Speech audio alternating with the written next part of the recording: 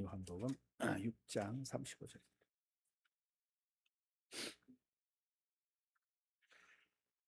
네, 함께 오늘 합독하도록 하겠습니다. 예수께서 이르시되 나는 생명의 떡이니 내게 오는 자는 결코 줄이지 아니할 터이요 나를 믿는 자는 영원히 목마르지 아니하리라. 아멘. 기도하겠습니다. 내가 많으신 아버지 감사합니다. 또 이 부활의 아침에 참으로 우리 주님의 부활하심을 우리가 기뻐하며 또한 감격하며 또한 우리의 소망의 주가 되시는 우리 주님을 만나고자 하는 간절한 마음으로 우리 하나님 앞에 나왔습니다. 단식해서 오늘 우리 하나님의 큰 은혜와 또한 우리 하나님의 큰 사랑 가운데 우리 주님을 만나기 원하는 모든 자들의 마음 가운데 함께 하셔서 이 말씀을 통하여 또한 성찬과 부활에 대하여 우리가 깊이 묵상할 수 있는 시간이 될 수 있도록 도와주시기를 원합니다. 오직 한 성령으로 인도함 받는 시간이 되기를 원하며 모든 말씀 살아계신 우리 주 예수 그리스도를 받들어 기도드렸습니다. 아멘. 네, 우리 김민경 우리 간사님께서 피아노 반주를 그동안 좀 하셨어요? 네. 아니 예전보다 더 잘하시는 것 같은데. 네, 그래서 봉사를 또 저기 섬기시는 교회에서 또 하셨나 싶어가지고 네, 너무나 잘하셔가지고 네, 감사합니다. 우리 효진이도 2년 동안 딴 데서 봉사하다가 이제 왔는데 엄청 늘었더라고요. 그래가지고 너무나 또 감사했던데. 네, 네 오늘 말씀은 어, 성찬과 부활에 관한 말씀이고 우리가 연속적인 설교입니다. 작년에 이제 그 어떤 설교를 했는지 한번 그 찾아봤는데 작년에는 믿음과 소망과 사랑의 부활 그래서 이 소망에 관하여를 연속적으로 이제 설교를 해가지고 거기에 이제 거의 마지막 편처럼 설교를 했었는데 이제 듣다 보니까 작년 설교에 이제 중요한 핵심적인 말씀이 뭐였냐면은 어, 사단도 우리에게 어, 자유를 주기 원하고 또 사단도 우리에게 어, 죄 사함을 주기 원한다.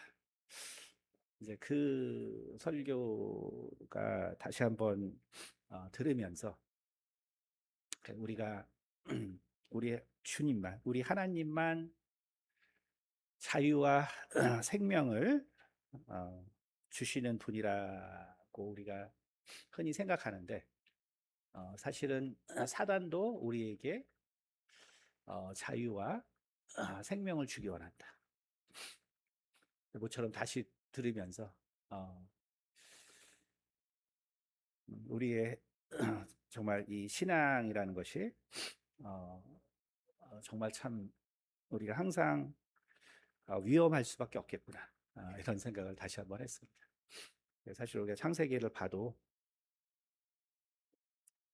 사단이 하와에게 한 말은 뭐냐면 내가 결코 죽지 않을 것이다. 그렇죠? 그러니까 다시 말하면 사단도 우리에게 정말 자유를 주기 원하고 그렇죠? 죽지 않는다. 네가 결코 죽지 않을 것이다. 그렇죠? 그러니까 우리에게 사단도 생명을 주기 원합니다. 그렇죠? 그리고 사단도 우리에게 죽음으로부터 벗어나는 자유를 주기 원해요. 그러니까 정말 그 우리가 그래서 작년에 설교가 뭐였냐면 작년에 이제 저희가 소망에 관하여 이제 연속 설교를 이제 다시 그 이제 들어보시면 어 저희가 이제 좀 힘든 가정들에게 제가 이제 그 연속 설교를 그 들으시라고 이제 보내드리거든요. 그러면 다들 많은 것들을 깨달아요. 왜냐하면 저희도 정말 그 어려운 환경 가운데 우리 성도님들의 그 아픔이 있었기 때문에 그래서 사실 정말 우리에게 참 큰 고통이 없으면은 정말 진정한 우리가 믿음과 소망과 사랑에 대해서 우리가 정말 깨달을 수 있을까? 정말 이 생각을 참 다시 이렇게 해보게 되는데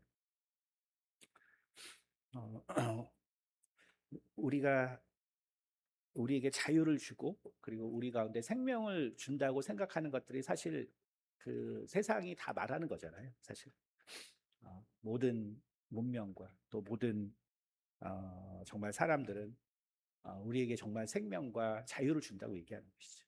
음. 그래서 바울은 바로 천사도 광명의 천사로서, 그렇죠? 광명의 천사로서 우리에게 나타난다라고 얘기를 했기 때문에 그래서 우리에게는 참 너무나 많은 분별력이 필요하구나. 이걸 다시 한번 생각을 해봤고요. 참 성찬이라는 거 역시 참 우리에게는 너무나 많은 분별력이 또 필요한 것이구나 라는 것을 또 다시 한번 이렇게 또 생각해 보았습니다. 그래서 올해는 우리가 계속 이 성찬에 관하여 그 설교를 듣고 있기 때문에 그래서 이 부활과 성찬에 대하여 오늘 이제 말씀을 나누는데 성경은 우리에게 특별히 그 이름에 대하여 이제 이야기를 합니다. 이름에 대하여 이야기를 하고 그리고 특별히 사도 요한은 정말 그 이름에 대하여 어, 우리가 참 그 깨닫기 어려운 우리가 깨닫기 어려운 이 이름의 의미에 대하여 강조하고 그리고 그 이름의 의미를 통하여서 또한 창세기를 그 재해석하는 그러한 기술을 하고 있습니다. 우리가 그 그리스 철학에서도 성명학이라는 게 있고요. 그리고 그 성명학을 통해서 이미 고대 사람들에게 있어서도 이름이라는 거는 그냥 뭐 가벼운 것이 아니고 그리고 이름이라는 것은 거기에 정말 큰 의미가 있는 것이죠. 그래서 특히 고대일수록 사실은 이름에 대하여 그것이 단지 이름이 아니라 거기에는 그 사람의 그 속성뿐만 아니라 이름을 지어준 자의 그 뜻과 그리고 그 이름을 통해서 반드시 이루어지기 원하는 그 소망들 그것이 그 이름에 담겨 있습니다. 하지만 그런 성명학이 그렇게 참 발달해 있지만 이 사도 요한처럼 정말 그 이름에 대하여 정말 깊이 집중하고 있는 정말 그러한 이 저술이나 이런 것은 사실 세상에서 우리가 찾아보기가 어렵죠.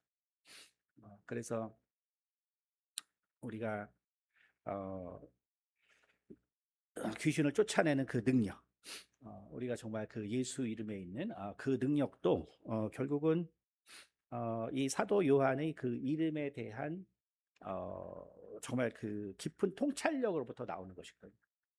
휴지하는 그 깊은 통찰력으로부터 나오는 거기 때문에 우리가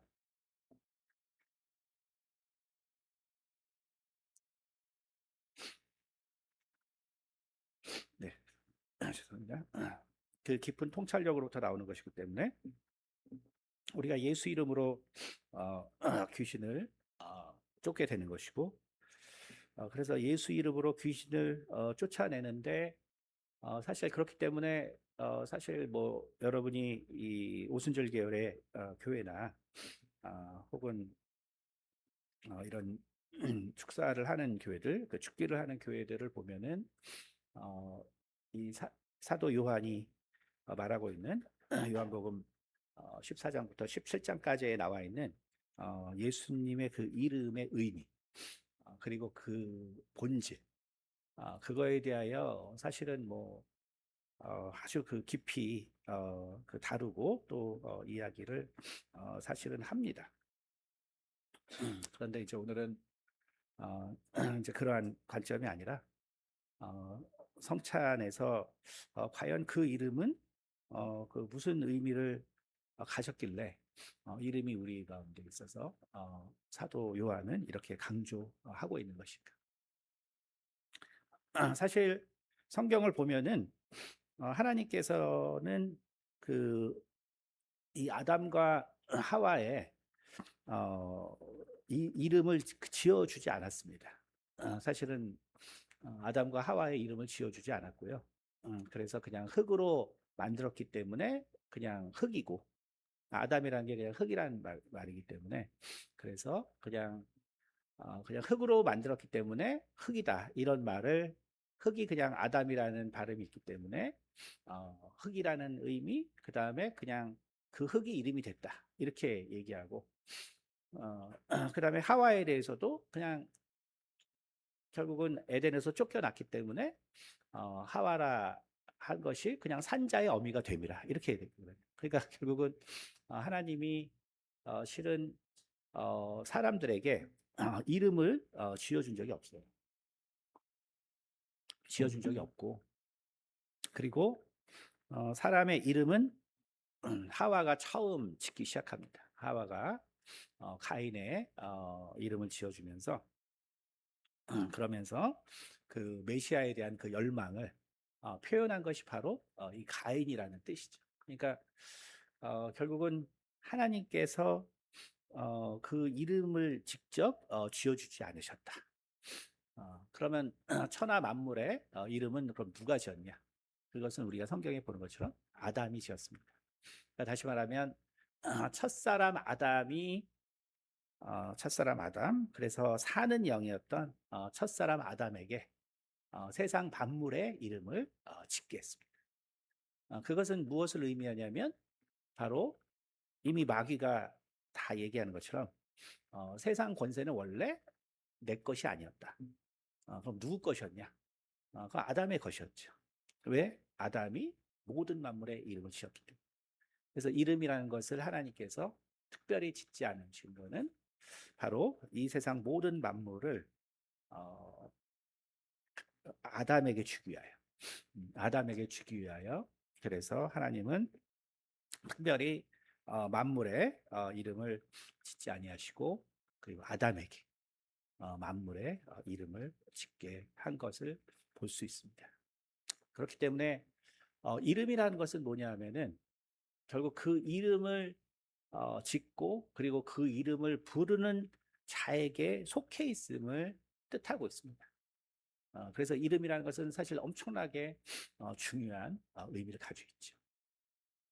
그래서 제 이름이 동해입니다. 동해. 그러면은 벌써 딱 느껴지는 게 있잖아요. 그 우리나라를 대표하고 있잖아요. 그러면 저를 이렇게 이름을 지었을 때는 아, 이름 지은 사람이 제가 이제 우리나라를 대표하기 바라는 거죠. 그렇죠? 그래서 이름을 할아버지께서 돌아가시기 전에, 왜냐하면 할아버지가 어, 뭐 국가 그 공원 훈장도 받으시고 옛날 그 압록강 전투에서 그 많은 공원을 세우셨기 때문에 그런 그 국가 훈장도 받으시고 하신 분인데, 그리고 이제 또 정치를 했기 때문에 동해라고 지었을 때는 결국 이제 정치를 하라 뭐 이런 소리 했겠죠. 그래서 이 나라를 위해서 살아라 뭐 이렇게 했겠죠. 그렇죠? 그래서 이름이라는 것은 이제 그런 의미가 있는 것이죠. 그런 의미가 있는 것입니다.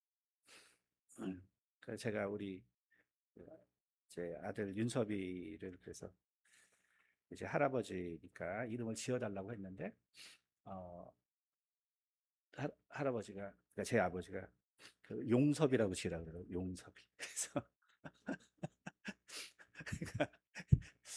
그 왜 용섭이냐 그랬더니 네가 동해니까 거기서 용이 한 마리 나와야 되지 않겠냐.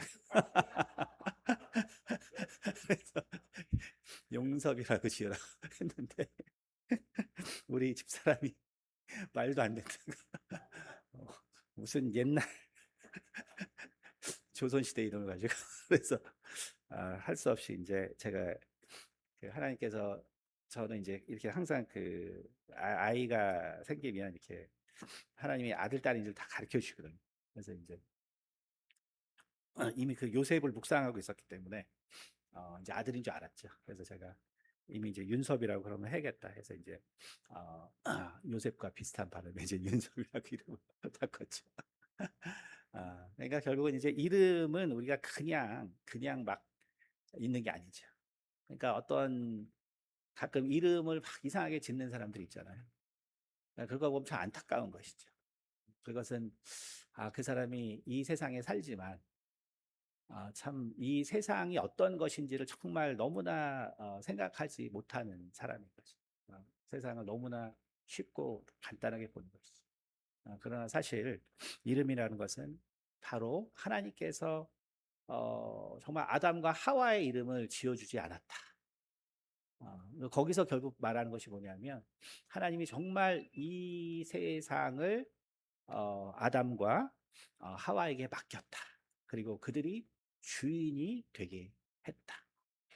그래서 예전에 제가 다윗에 대해서 설교할 때 그것을 처음으로 깨달은 사람이 바로 다윗이다라고 이야기했죠. 그래서 결국 시편 8편에 보면은 이 모든 만물을 다스릴 수 있는 권세가 사람에게 있다는 걸 깨달은 것이 바로 다윗입니다. 그러니까 우리가 이 이름이라는 것은 그렇기 때문에 이것이 그냥 간단한 것이 아니고 성경에서는 정말로 그 중요한 의미가 있다. 그렇기 때문에 우리가 그런 큰 의미를 알면은 하나님의 이름에는 얼마나 놀라운 권세가 있겠다. 그러니까 우리가 예수 이름으로 귀신을 쫓아내고 그 축기를 하는 것에 그 정말 성패는 어디에 달려 있냐면 그 예수 이름이라는 것이 얼마나 존귀하고 그리고 모든 만물이 순종하는 이 이름이라는 그 믿음 가운데 있는 것이죠. 그 믿음 가운데 있을 때 우리가 예수 이름으로 우리가 귀신을 쫓아내고 그리고 정말 그 하나님의 은혜와 또 권세가 나타나는 것입니다. 그렇기 때문에 우리가 한번 창세기 11장에 보면은 이런 권세를 알았기 때문에 어, 11장 1절에 온 땅의 언어가 하나요 말이 하나였더라. 이에 그들이 동방으로 옮기다가 신할 평지를 만나 거기 거류하며 서로 말하되 자 벽돌을 만들어 견고히 굽자 하고 이에 벽돌을 돌을 대신하며 역청으로 진흙을 대신하고 또 말하되 자 성읍과 탑을 건설하여 그 탑 꼭대기를 하늘에 닿게 하여 그래서 우리 이름을 내고 온 지면에 흩어짐을 면하자 하였다. 그렇죠? 그러니까 결국은 자 탑을 쌓았지만 그러나 사실은 그 탑보다 더 중요한 것이 뭐냐면 결국은 우리가 우리의 이름을 그래서 여기 우리 이름을 내고가 원래 그 히브리어로는 우리를 위하여 이름을 만들고 이렇게 되어 있습니다. 우리를 위하여 이름을 만들고. 그러니까 다시 말하면 우리가 이 땅의 주인이 되겠다라는 것이죠. 다시 말하면은 노아로부터 그래서 정말 그 하나님의 그 사람 노아로부터 다시 시작된 인류가 그 새로운 조상, 그 새로운 시작의 조상인 하나님을 순종했던 그 노아가 그리고 노아로부터 이제 참 그 자녀들이 계속 그 이름을 얻게 되는데 그렇게 얻는 그 이름을 거부하고 우리가 우리가 이 노아의 그 정말 이 핏줄에서 나오는 이름이 아니라 우리가 새로운 이름을 내자라고 이야기합니다. 그러니까 새로운 주인이 되겠다.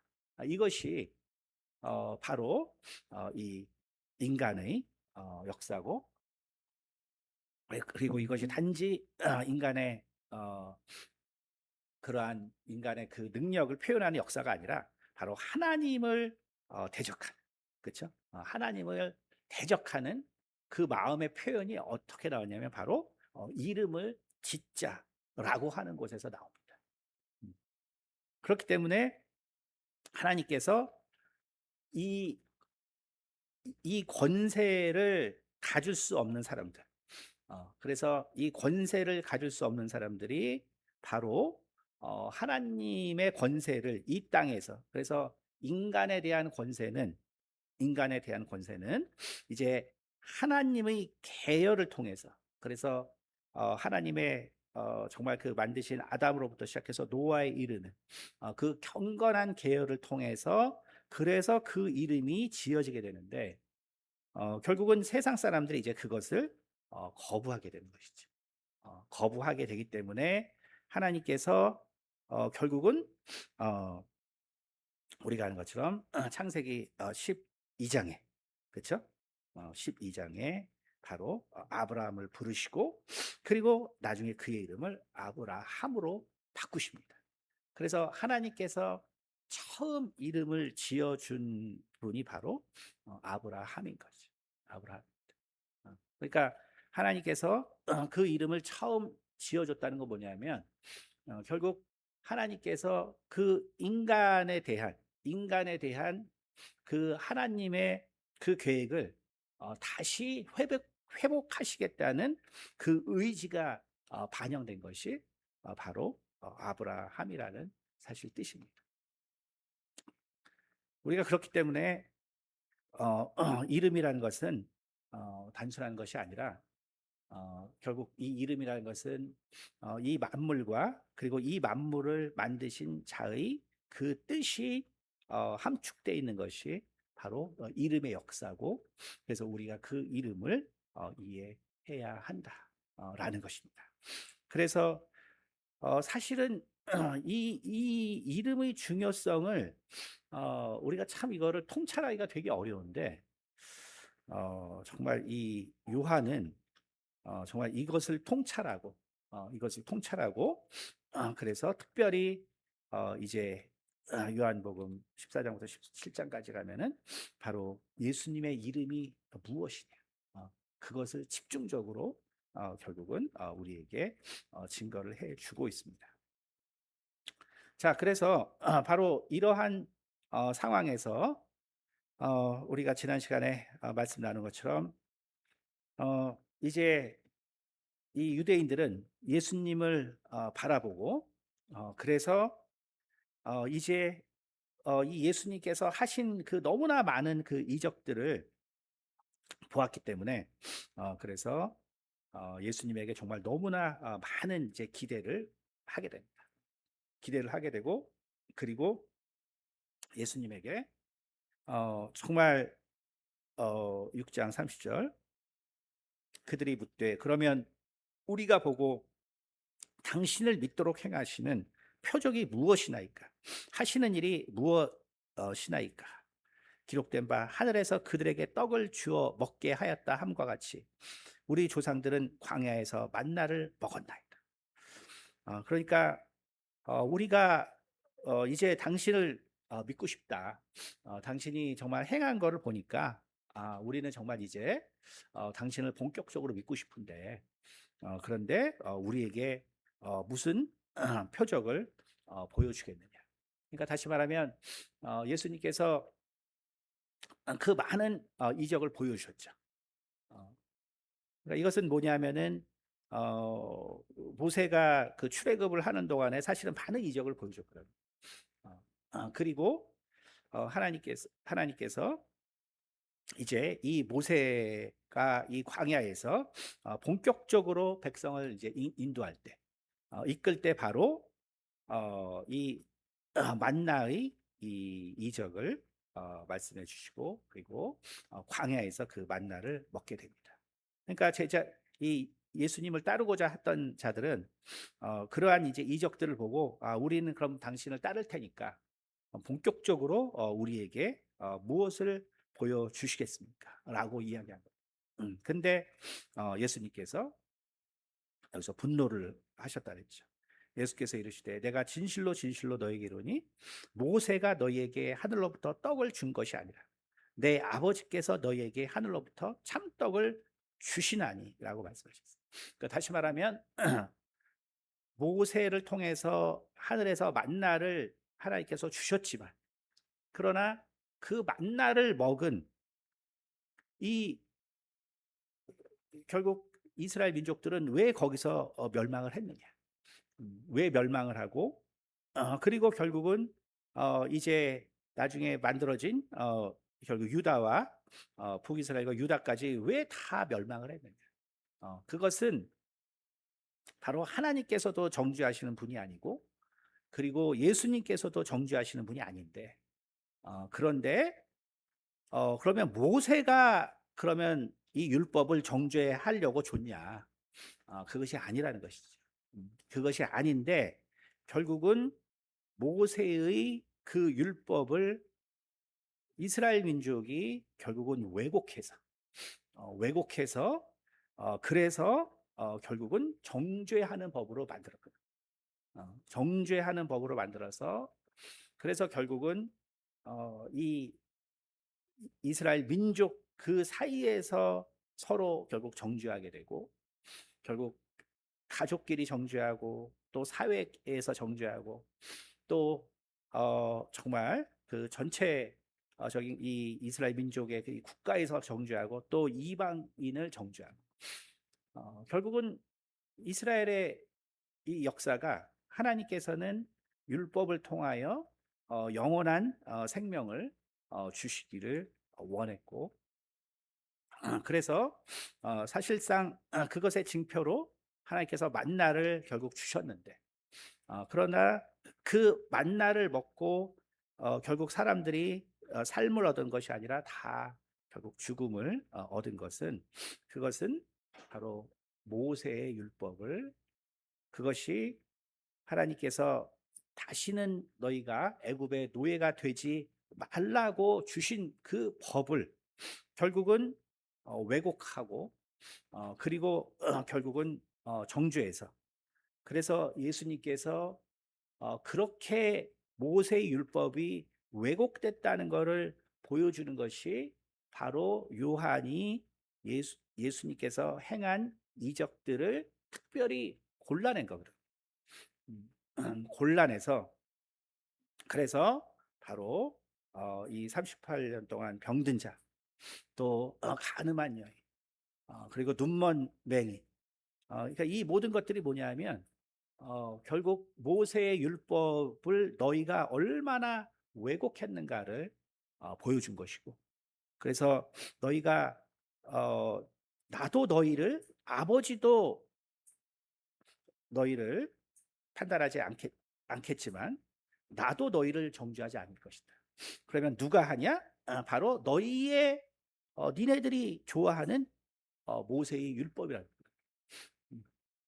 근데 또 뭐라 그랬어요? 너희가 모세의 말을 들었다면 또 나를 알았을 것이다 그랬어요. 그러니까 모세가 잘못됐다는 것이 아니죠. 다시 말해 율법이 잘못됐다는 게 아니에요. 그것을 왜곡한 바로 우리의 죄의 본성이 잘못됐다라는 것을 말해주고 있습니다. 그래서 바로 예수님께서 이 말씀에 이제 분노하신 겁니다. 분노하신 것. 그래서 예수님께서 뭐라고 말씀하시냐면 그런 떡을 이제 내가 너희에게 주지 않을 것이다. 왜냐하면 결국 예수님께서 요한복음 6장 63절에 이런 유명한 말씀하시죠. 살리는 것은 영이니 육은 무익하니라. 살리는 것은 영이니 육은 무익하니라. 이거 잘못 얘기하면 이제 이단이 되죠. 왜냐하면 뭐 이단들이 하는 말이니까. 그래서 육은 무익하기 때문에 너희들이 육적인 삶을 다 억누르고, 그리고 모든 육적인 재산을 다 하나님께 이제 맡기고, 그리고 이제 하나님을 위해 살아라. 그래서 직장도 갖지 말고 돈도 모으지 말고. 이게 이단들이 전체 좋아하는 구절이잖아요.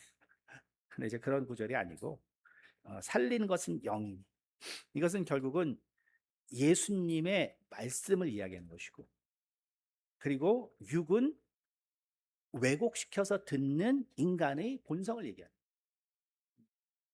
그러니까 우리가 부활이라는 것은 육의 부활이에요.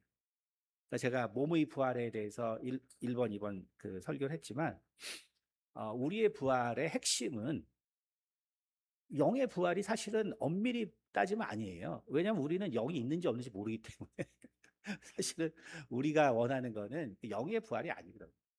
실제로 우리가 원하는 것은 우리 육의 부활입니다.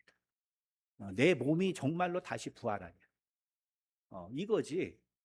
뭐 영이라는 거는 뭐 우리가 있는지 없는지 알지도 못하는데 우리가 그것을 바라는 게 아니잖아요. 우리는 사실 육의 부활을 바라요. 그리고 부활이라는 것은 육의 부활이에요. 그래서 제가 그래서 부활절 설교를 예전부터 제가 부활절은 가장 중요한 우리 기독교에 있어서는 가장 중요한 정말 날이기 때문에 그래서 제가 부활절 설교에서는 정말 부활이 무엇인가, 무엇을 의미하는가를 많이 고민하고 제가 설교를 하거든요. 그래서 과거에 그게 다 이제 연속적으로 그 의미가 있는 건데, 몸의 부활이라는 것을 우리가 제가 항상 강조할 때 뭐라냐면, 이 세상에서, 이 세상에서 영원히 없어지지 않는 건 우리 육체밖에 없어요. 영원히 없어지지 않아요. 우리가 자꾸 죽기 때문에 어, 뭐 결국 우리가 흑인이 흑으로 돌아가라. 우리가 하나님의 말씀도 그렇게 돼 있고 또 우리의 경험도 인생이라는 것은 어, 천지는 다 똑같은데 사람만이 없구나. 뭐 이런 시조도 있고 그래서 이 우주는 억겁으로 변하지도 않는데 인생은 허무하구나. 그러니까 이것이 다 잘못된. 그러니까 이것이 하나님 안에서는 다 잘못된 거예요. 우리가 예수 그리스도를 안다면 영원히 영원히 변하지 않는 것은 우리 육체밖에 없습니다. 왜냐하면 부활을 했기 때문에. 그러니까 여러분 그래서 육체라는 것이 엄청나게 중요한 겁니다. 근데 우리가 이것을 항상 잘못 알고 살죠. 잘못 알고 살아요. 그것이 아니라 우리에게 정말 중요한 것은 사실은 육체예요. 왜? 이것은 영원히 결국 멸망하지 않는 것이기 때문에. 그러니까 살리는 것은 영이니 육은 무익하니라를 이거를 이제 진짜 육이 무익하다고 이렇게 설교를 하거든요. 그거는 너무나 초보적으로 성경을 생각하는 것이죠. 너무나 초보적으로 성경을 생각합니다. 육은 무익하다는 것은 지금 예수님의 그 말씀이 영이라고 예수님이 계속 얘기하고 있어요. 내가 말하는 것이 영이요 곧 생명이라고 얘기하잖아요. 그렇죠? 그러면 육은 뭐냐 하면 예수님의 말씀을 왜곡하는 것, 하나님의 말씀을 왜곡하는 것을 육이라고 하는 거예요. 우리 육체를 말하는 게 아니에요. 우리는 그 정도는 알고 있어야 하는 것이죠. 그렇기 때문에 오늘 예수님께서 35절에 예수께서 이르시되 나는 생명의 떡이니 내게 오는 자는 결코 줄이지 아니할 터이요 나를 믿는 자는 영원히 목마르지 아니하리라 라고 예수님께서 말씀하셨습니다. 여러분 예수님의 결국 예수님이 오늘 이 부활을 통해서 우리에게 가져다 주는 것이 무엇이냐 하면 예수님 통해서 우리가 지난 시간에 이제 사실 지난 시간에 이제 설교 제목이었는데 어, 반만 했습니다. 그랬더니 짧게 해서 너무 좋다고 하더라고요. 그래서 설교가 짧아서 너무 좋았다는데 그래서 자 그래서 오늘 듣게 되는 건데 결국은 그래서 우리가 지난 시간에 설교를 했지만 예수님께서 부활하심으로 무엇이 우리에게 드러나게 되는 거냐면 생명과 그리고 심판의 부활. 그게 이제 제가 설교에 쭉 있어요. 그 과거 설교에.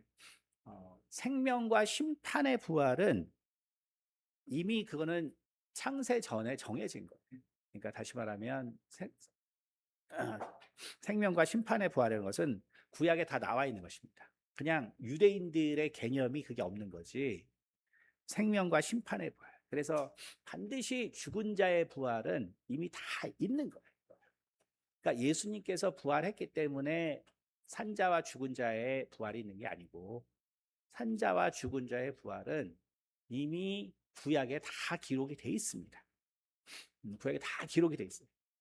다만 사두개인들은 모세 오경만을 봤기 때문에, 주로 산자와 죽은 자의 부활은 모세 오경 외에 우리가 보는 나머지 구약의 책에 많이 나와 있죠. 그래서 이사야서나 예레미야나 에스겔이나 이런데 결국은 산자와 죽은 자의 부활에 대해서 나와 있거든요. 그러나 이제 모세 오경만을 믿는 사두개인들은 부활이 없다라고 얘기하는 것이지, 구약에 바로 생명과 심판의 부활은 다 기록이 되어 있습니다. 그러면 예수님께서 그러면 이 오늘 부활을 통해서 그럼 우리에게 무엇이 결국은 드러나게 된 것이냐? 그것은 바로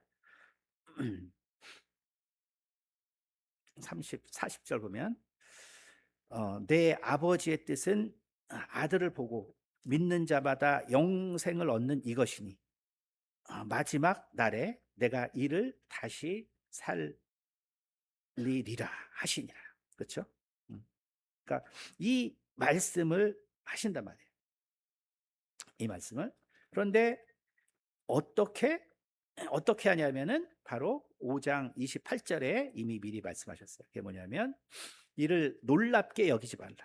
무덤 속에 있는 자가 다 그의 음성을 들을 때가 오나니 선한 일을 행하는 자는 생명의 부활로, 악한 일을 행하는 자는 심판의 부활로 나오리라. 그러니까 생명의 부활과 심판의 부활은 이미 다 구약에도 기록이 되어 있는데, 근데 예수님의 부활을 통해서 결국 요한이 말하고자 하는 것은 뭐냐면 어떤 방법으로 부활을 준비할 것인가와, 그리고 그 부활의 실제 과정은 어떻게 진행될 것인가에 대해서 요한이 이야기한 거예요. 그래서 요한이 어떻게 바로 이 부활이란 사건에 우리가 참여할 것인가, 이것이 바로 뭐냐 하면은 바로 오늘 성찬이다라고 얘기하는 거예요. 그래서 오늘 35절에 예수께서 이르시되 나는 생명의 떡이니 내게 오는 자는 결코 줄이지 아니할 터이요 나를 믿는 자는 영원히 목마르지 아니하리라. 그리고 이것의 결국은 완성이 결국은 성찬입니다. 여러분, 그러니까 우리가 성찬이라는 것의 의미는 뭐냐면 거기에는 또한 우리가 그 성찬을 통해서 우리가 부활할 수 있는 자로서의 준비가 된다는 거예요. 성찬이라는 것은 그 성찬을 통해서 우리가 부활하는 자로서의 준비가 된다는 것입니다. 우리가 하늘에서 만나를 먹었습니다. 그러면 그 만나를 먹었을 때 감사함으로 먹는 사람도 있지만, 그러나 더 많은 사람은 불평을 하면서 나중에 먹게 되잖아요. 그렇죠? 그러나 불평을 하면서 먹게 되지만, 그러나 그것을 먹는 동안에는 계속 삽니다. 그렇죠? 먹는 동안에는 계속 살지만, 그러나 결국은 불평을 한 이스라엘 민족은 다 죽게 되는 것이죠. 그렇기 때문에 만나라는 것은 인간의 아까 말한 율법을 왜곡하는 인간의 본성 때문에 결국은 그것으로 다 멸망하게 되는 것입니다. 그러니까 누구도 사람은 만나를 통해서 그리고 율법을 통해서 구원받을 수가 없는 거예요. 그건 인간의 죄의 본성 때문에 그렇습니다. 그렇기 때문에 예수님께서는 나의 정말 내 살과 내 피를 마시라 그랬어요. 그러면 떡이라는 것은 우리가 먹을 수 있어요. 그럼 떡이라는 것은 우리가 그것을 통해서 육체를 움직일 수 있습니다. 하지만 떡이라는 것은 내 생각을 바꿀 수 있는 건 아니에요. 여러분이 정말 맛있는 음식을 먹었다고 여러분이 거룩해지지 않죠. 그렇죠? 세상에 그 무한한 맛집이 있습니다. MZ 세대들이 그 맛집을 투어해요. 그러면 그 맛집을 그렇게 해서 먹으면 우리가 뭐 거룩해지는 건가? 그렇죠? 맛집을 우리가 투어하면은 우리가 정말 신세계를 경험하는 거죠. 그냥 육체가 그냥 힘을 얻는 거지 우리가 만나를 먹는다고 해서 내 생각과 마음이 바뀌는 거 아니란 말이에요. 그렇죠? 그러나 예수님의 살과 피를 먹는 자는 우리의 생각과 마음이 변한다고 얘기하고 있는 거예요. 어, 어떻게? 죄 사함을 통해서 그리고 부활을 통해서. 어, 자, 무슨 얘기입니까? 아니 나는 성찬을 통해서 그게 빵 맛과 그게 포도주 맛밖에 안 나던데. 내가 성찬을 했는데 나 한 번도 거룩한 생각이 드는 적이 없는데. 성찬은 그게 아니에요. 그게 아니고 우리의 죄의 본성을 사해 주는 것입니다. 우리의 죄의 본성을 사해 주는. 근데 나의 그 죄의 본성이 사해졌다는 건 부활을 통해서 아는 거예요. 부활을 통해서. 부활을 통해서 아는 것입니다. 그래서 만나가 반드시 우리에게 육체의 힘을 준 것처럼 예수님의 살과 피는 반드시 우리를 거룩하게 해서 우리를 영원한 하나님의 나라에 이끄는 거예요. 그것이 바로 성찬인 거예요. 그것이 바로 성찬인 것입니다. 그래서 바로 이 부분에서 요한은 바로 이름을 통한 이 창세기의 재해석을 하는 것입니다. 바로 하나님께서 창세기를 통해서 만물을 만드시죠. 만드시고 그 모든 만물의 권세를 아담에게 줘서 그래서 아담에게 이름을 짓게 합니다. 오늘 요한은 그 창세기의 재해석을 통해서 예수님께서 그의 살과 피를 통해서 그것을 우리에게 주십니다. 그것을 통해서 우리가 이 영원한 죄사함을 받고 우리가 부활을 통해서 하나님의 나라에 이르게 되고 하나님의 자녀가 되게 합니다. 근데 그때의 그 결정적인 것이 뭐냐면 바로 5장 28절이란 말씀이에요. 이를 놀랍게 여기지 말라. 무덤 속에 있는 자가 다 그의 음성을 들을 때가 오나니. 그래서 우리가 죽음 후에 하나님께서 반드시 나의 이름을 부를 날이 온다는 거예요. 그것을 보여준 것이 바로 요한복음 11장입니다. 여러분, 나사로의 부활은 나의 부활을 또한 이야기하고 있는 거예요. 오늘 11장 4절에 요한이 이렇게 기록하고 있습니다. 예수께서 들으시고 이르시되 이 병은 죽을 병이 아니라 하나님의 영광을 위함이요 하나님의 아들이 이로 말미암아 영광을 받게 하려 함이라. 그렇죠? 영광이라는 것은 오직 하나님만 받는 거예요. 오직 하나님만 받는 것인데 오늘 사도 요한이 뭐라 그랬냐면 예수님께서 이제 하나님의 영광을 위함이요 하나님의 아들이 내가 이로 말미암아 영광을 받게 하려는 것이다라고 말했단 말이에요. 그러니까 영광을 이 사건으로 나도 받을 것이다라고. 그러니까 이게 완전히 유대 개념에서는 이제 블라스페미죠. 그러니까 신성 모독이 말이에요. 신성 모독. 신성 모독. 하지만 이것은 예수님이 결국 하나님이란 결정적인 증거가 됩니다. 그리고 예수님께서 11장 38절. 이에 예수께서 다시 속으로 비통히 여기시며 무덤에 가시니 무덤이 굴로 돌로 막았거늘 예수께서 이르시되 돌을 옮겨 놓으라 하시니 그 죽은 자의 누이 마르다가 이르되 주여 죽은 지가 나흘이 되었음에 벌써 냄새가 나나이다. 예수께서 이르시되 내 말이 내가 믿으면 하나님의 영광을 보리라 하지 아니하였느냐 하시니 돌을 옮겨 놓으니 예수께서 눈을 들어 우러러 보시고 이르시되 아버지여 내 말을 들으신 것을 감사하나이다. 항상 내 말을 들으신 줄을 내가 알았나이다. 그러나 이 말씀하옵는 것은 둘러선 무리를 위함이니 곧 아버지께서 나를 보내신 것을 그들로 믿게 하려 함이나이다. 이 말씀을 하시고 큰 소리로 나사로야 나오라 부르시니. 그러니까 지금 사도 요한이 예수님께서 결국 하나님이 되시고 그리고 그가 하나님의 아들이 되시는 그 모든 것은 어디에 있냐면 바로 정죄하지 않음에 있다는 거예요. 그래서 아버지가 정죄하지 아니고 그것이 요한복음 5장 우리가 지난주 설교처럼 아버지가 정죄하지 아니하시고 내가 정죄하지 않고 너희를 정죄할 것은 따로 있으니 곧 너희의 좋아하는 바로 모세 율법이라 그랬단 말이에요. 모세 율법은 우리를 정죄하는 법이 근데 아니라는 것이죠. 인간이 그것을 왜곡했다는 거예요.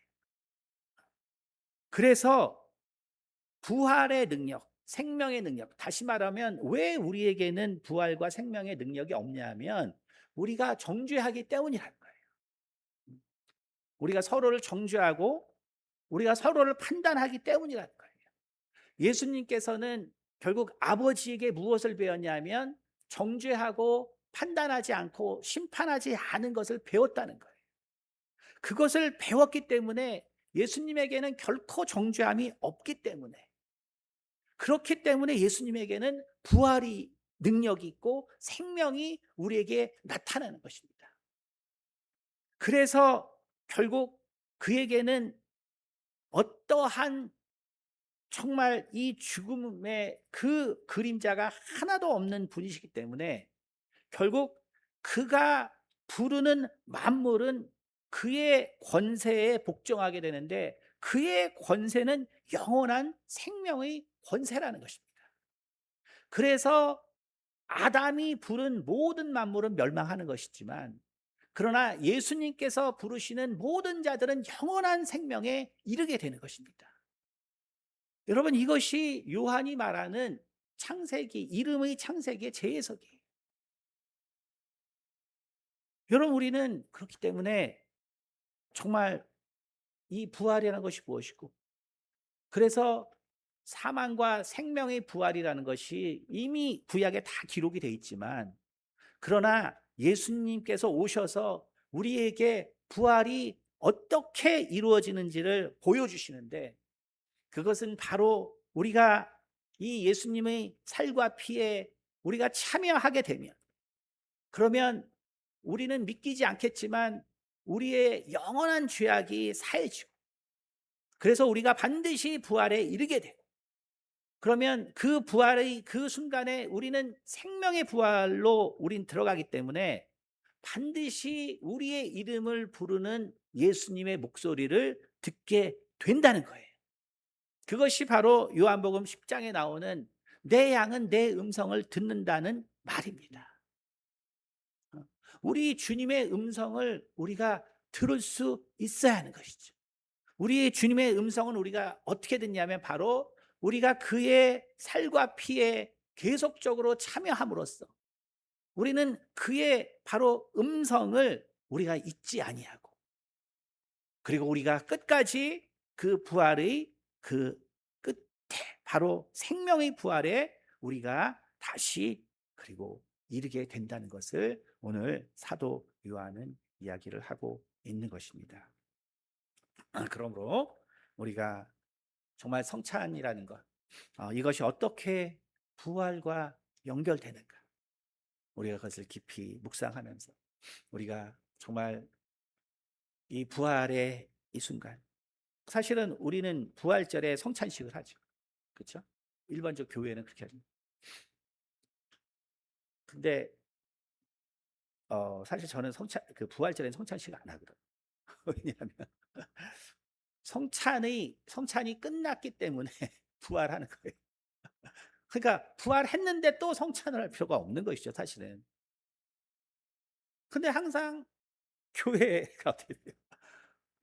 하라는 때는 안 하고 꼭 부활절에 성찬식 한단 말이에요. 여러분, 예수님의 살과 피를 먹었으면 그래서 우리가 부활한 거예요. 그럼 끝입니다. 왜 또 다시 거기서 성찬을 합니까? 그래서 그러한 어떤 형식적인 어떤 그러니까 이율 배반적인 게 있어서 제가 부활절엔 성찬식을 안 합니다. 우리가 정말 부활이라는 것이 무엇인가를 우리가 다시 한번 생각함으로 우리가 정말 성찬을 통하여 항상 정말 이 주께서 우리 가운데 열어놓으신 이 부활의 이 생명을 사모하는 우리 모두가 되시기를 예수 이름으로 축원드립니다. 기도하겠습니다. 은혜가 많으신 아버지 감사합니다. 참으로 우리가 영원한 부활에 소망을 두고 또 우리가 영원한 부활에 대한 참으로 우리의 꿈이 있기에 우리가 이 소망을 놓치지 않게 하여 우리가 참으로 성찬에 참여하고 있음을 우리가 다시 한번 깨닫게 도와주시옵소서. 참으로 비록 이 성찬에 참여하는 것을 통하여 우리가 정말 많은 것을 느끼거나 또 우리 삶의 변화를 느끼지 못할지라도 그러나 이것은 정말 주님의 또한 살과 피이기에 우리의 영원한 죄악을 사한 증거요 또 우리의 부활의 증거가 된다는 것을 다시 한번 깨닫게 도와주셔서 성찬에 참여하는 모든 자들이 정말 그 죽음의 그 순간에서 바로 주님의 음성을 듣고 바로 영원한 부활에 이를 수 있도록 도와주시옵소서. 감사드리며 살아계신 우리 주 예수 그리스도를 받들어 기도드렸습니다. 아멘.